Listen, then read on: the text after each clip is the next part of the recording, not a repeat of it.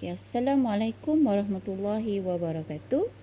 Okay, saya akan teruskan dengan modul ke-9, pembetulan kesilapan. Okay, sila ambil perhatian. Okay, seterusnya, apabila kita tengok pembetulan kesilapan ni, maksudnya kita dah mahir dari segi catatan bergu, debit dan kredit. So, kita tengok apa yang berlaku dalam pembetulan kesilapan. Okey, jenis kesilapan dia ada dua jenis, iaitu ketara dan tidak ketara. Okey, so ketara ni apa yang kita boleh lihat, ketara ni dia jelas tidak seimbang. Jelas salah.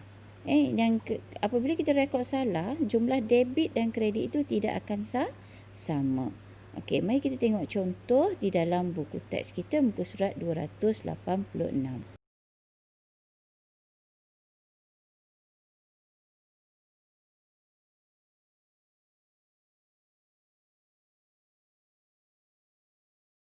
Kita sambung semula di bawah tajuk modul 9, pembetulan kesilapan. Okey, kesilapan seterusnya adalah kesilapan tidak ketara. Okey, kesilapan tidak ketara. Yang mana kesilapan ini kalau kita lihat kita tidak dapat tengok kesilapan tu di mana, sebab imbangan duga kita seimbang. Itu yang masalahnya.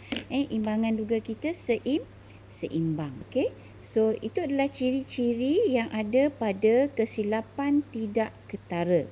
Yang mana kita tak dapat lihat imbangan duga kita itu salah. Dalamnya salah. Tetapi jumlah dalam imbangan duga itu akhirnya seimbang. So, kita akan lihat 6 jenis kesilapan yang berlaku. Okey, 6 jenis kesilapan yang berlaku. Okey, yang pertama adalah ketinggalan catatan. Ketinggalan catatan yang mana di sini kita dapat lihat bahawa kita tidak merekod di mana-mana. Kita tidak merekod di mana-mana, maka di sini jumlah itu tidak ada di dalam catatan kita. Okey, kita lihat Okey, belanja promosi sebanyak 400 tidak direkod di mana-mana buku. So, apa yang perlu kita buat apabila tidak direkod, maka tidak ada catatan, maka imbangan duga kita seimbang. So, apa yang perlu kita buat? Kita rekod je lah. Kita rekod seperti biasa, iaitu akaun akaun promosi. Akaun promosi adalah kategori belanja, maka dia perlu didebitkan. 400 bank. Contoh ini bank dan butiran di akaun bank 400. Okey. Promosi.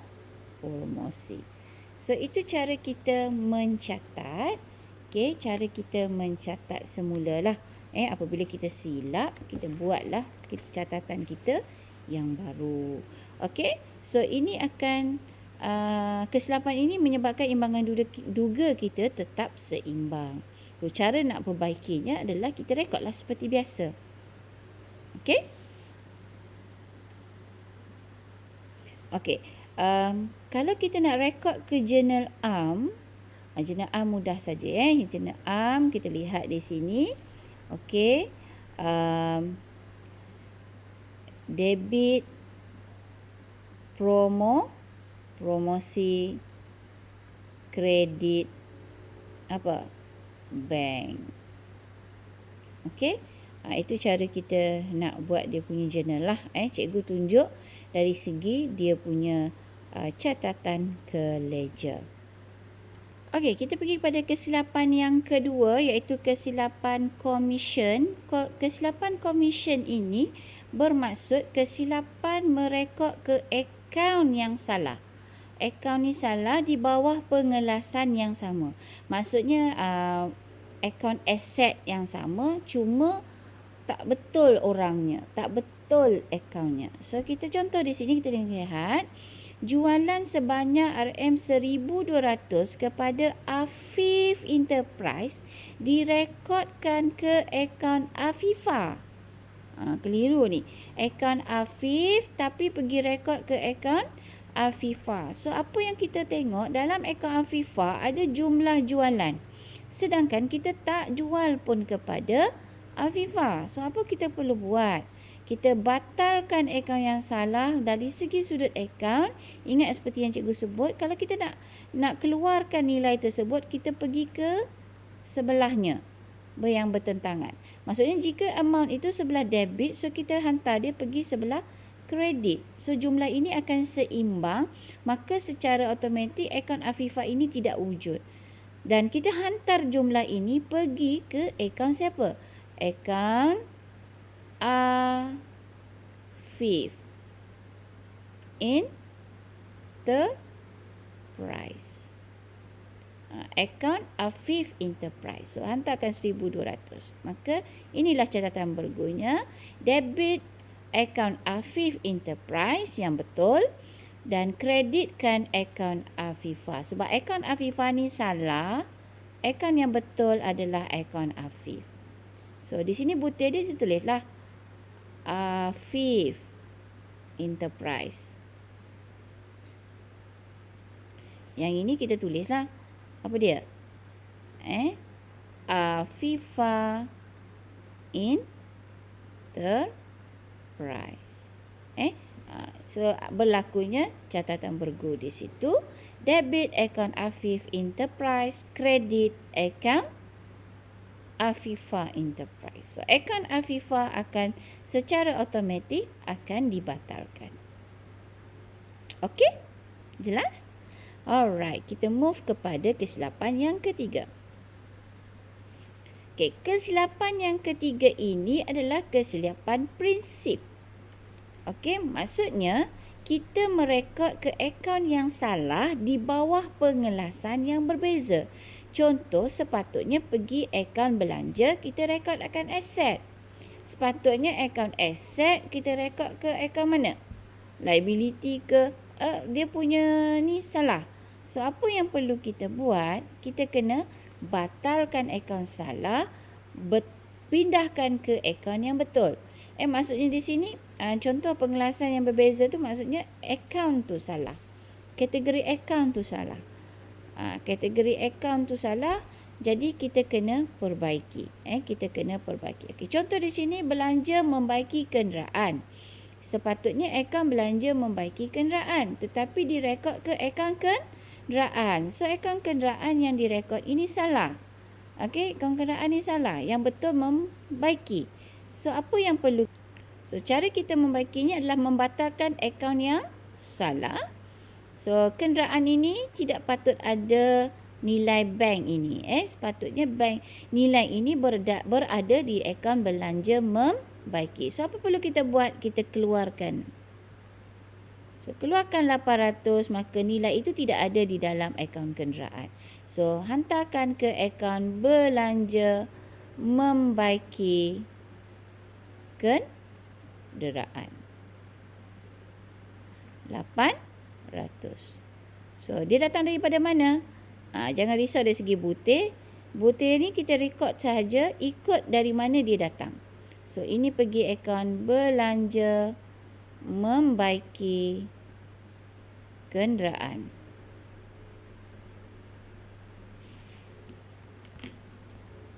Okay, kesilapan amount, itu kesilapan yang keempat yang berlaku di sini. Kita merekod kesilapan itu semasa merekod buku catatan pertama dan ledger.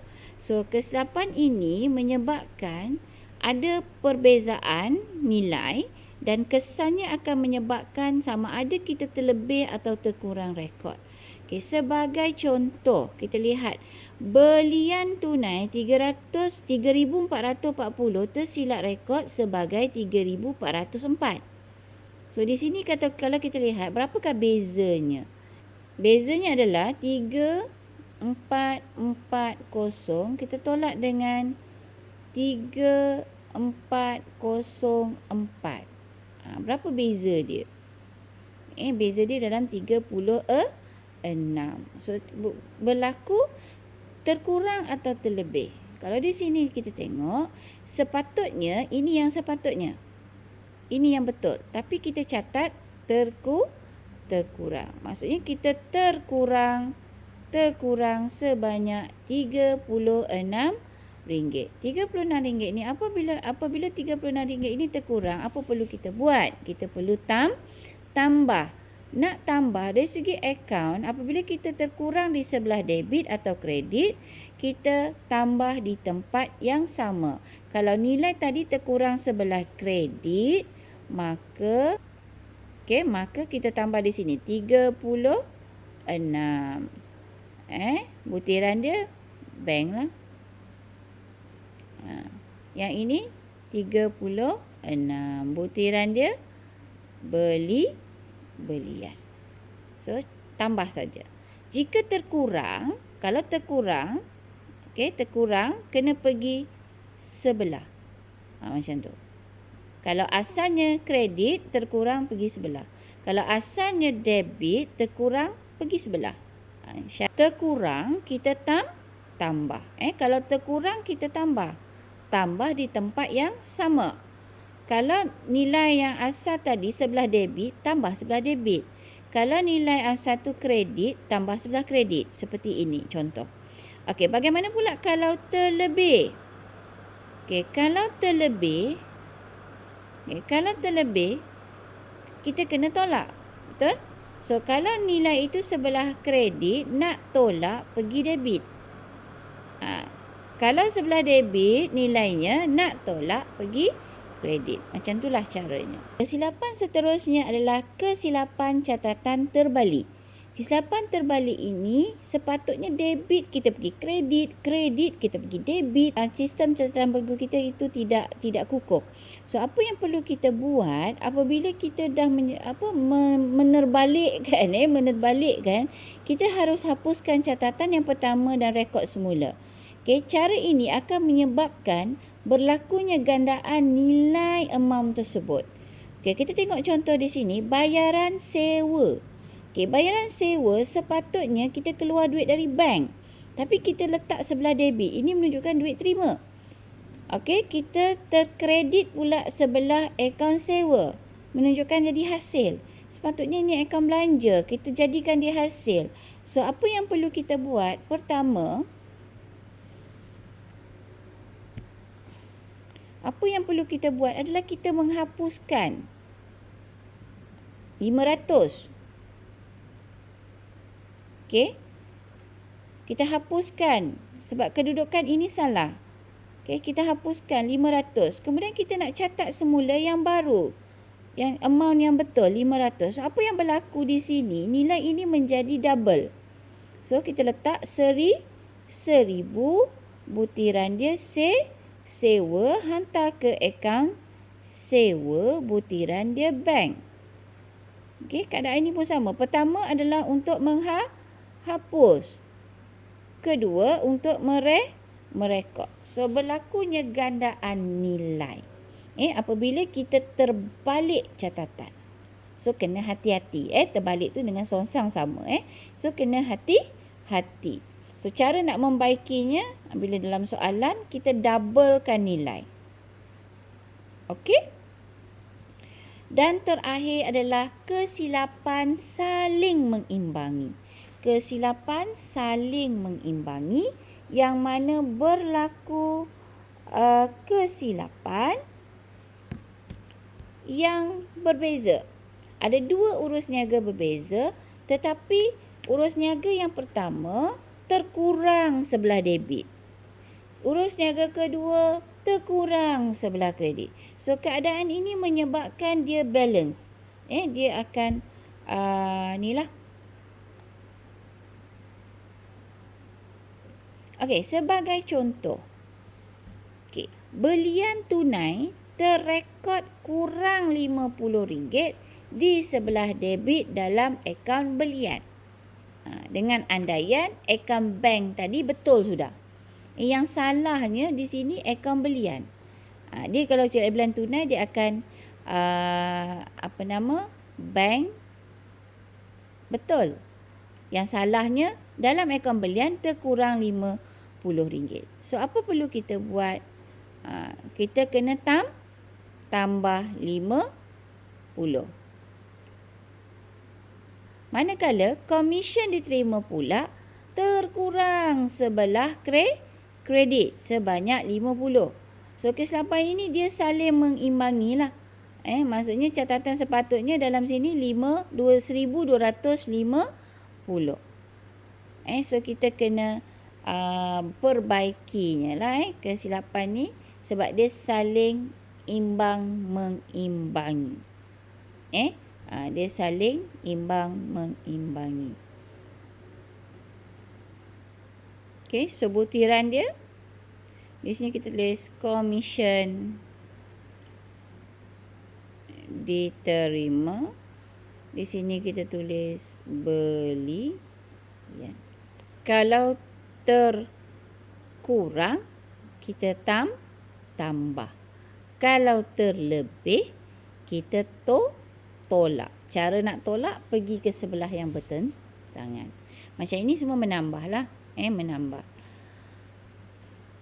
So, selepas kita menyediakan pembetulan kesilapan ini, kita perlu buat imbangan duga terselaras. Dan selepas imbangan duga terselaras, kita akan buat penyata keuangan. So, sebelum nak buat penyata keuangan tu kena ambil kira pelarasan-pelarasan yang ada.